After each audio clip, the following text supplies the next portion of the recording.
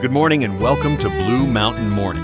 I'm Mark, and it's a beautiful Monday, February 17th. And I'm Alex. Oh my gosh, I'm so excited to be here with all of you beautiful people on this absolutely gorgeous morning. Can you feel that energy, Mark? I can definitely feel your energy, Alex. And that's what we're all about here at Blue Mountain Morning, finding that perfect balance of excitement and calm to start your day. Right? Like that first sip of really good coffee. But, in podcast form, we're here to help you make sense of the world, one morning at a time. Mark, we've got some pretty intense stuff happening both here at home and abroad that we need to talk about. That's right. Kentucky is dealing with devastating floods right now, with at least 8 confirmed deaths, and officials are warning that number could rise.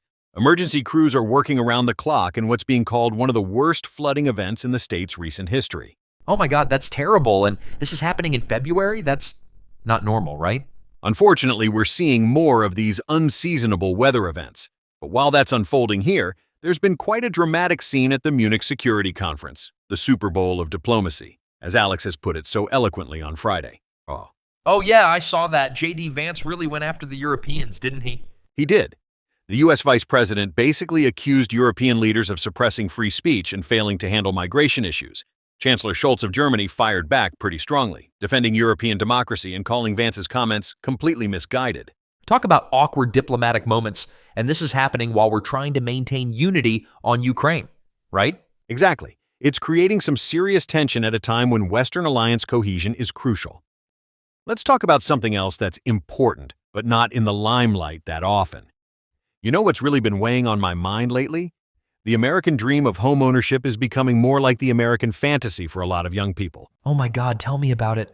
I was looking at houses the other day and I nearly choked on my coffee when I saw the prices. Like, do they expect us to find buried treasure or something?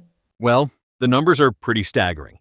The median home price has jumped about 40% since 2020, and with interest rates where they are now... Wait, how bad are we talking here? For perspective, a typical starter home that might have cost $200,000 a few years ago could now be closer to $280,000. Add in today's higher interest rates, and monthly payments have basically doubled. This is seriously depressing. I mean, what are people supposed to do? It's forcing some really fundamental changes in how people plan their lives. We're seeing young couples delaying marriage, putting off having kids. And living with their parents? Not that I would know anything about that. Actually, that's a great point. Multi-generational living is becoming more common, especially in expensive urban areas. But there's a bigger ripple effect here that's fascinating. These changes are literally reshaping our communities. What do you mean? Well, think about suburbs. They were built on this idea of starter homes, young families moving in, building equity, then moving up to bigger houses. But now... Oh, is this why we're seeing all these weird micro apartments popping up in suburban strip malls? Exactly. Communities are having to get creative. But it's not just about housing types.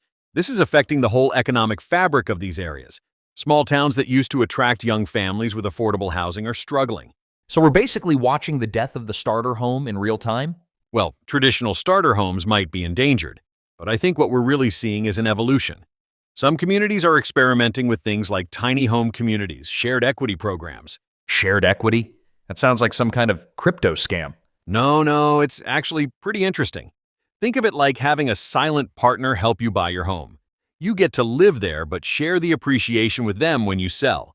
Okay, but let's be real here. Isn't this all just putting Band-Aids on a bullet wound? Like, shouldn't we be fixing the actual problem? That's the trillion-dollar question. We're looking at a complex mix of zoning laws, construction costs, labor shortages, and investment patterns that all need addressing.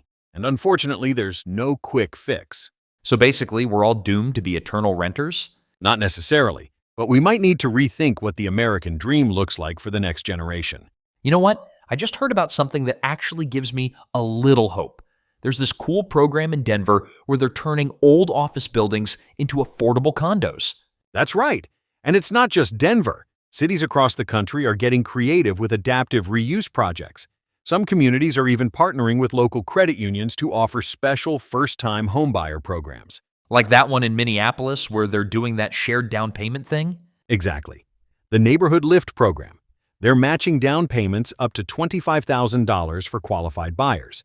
But what's really inspiring is seeing communities come together to solve this problem.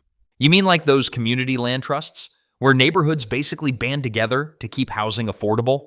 That's one of my favorite solutions. These grassroots initiatives show that while the housing market might be tough right now, Americans are incredibly resourceful when it comes to helping each other achieve their dreams. Maybe the dream isn't dead. It just needs a little reimagining. Sometimes when we talk about homes, we forget that our first and most constant home is right here within ourselves. That's deep, Mark. Like, really deep. Are you getting philosophical on me? Maybe a little. But think about it. Even when the world feels uncertain, when markets are volatile and changes seem overwhelming, we can always find stability in our breath, in this moment. You know what? That actually helps. Like, we spend so much time worrying about finding the perfect house, but maybe we need to work on feeling at home with ourselves first. Exactly. Home isn't just four walls and a roof. It's that sense of peace and belonging we carry with us, wherever we are. And maybe that's what helps us face all these challenges, knowing we're grounded, no matter what's happening around us. Well, friends, that brings us to the end of another morning together on Blue Mountain Morning. And what a morning it's been. If you found today's episode helpful, why not share it with someone who could use a little morning clarity? We'll be back tomorrow with more insights and that sense of calm you've come to expect from us. Until then, stay grounded, stay curious, and remember, every morning's a fresh start. See you tomorrow, mountain climbers.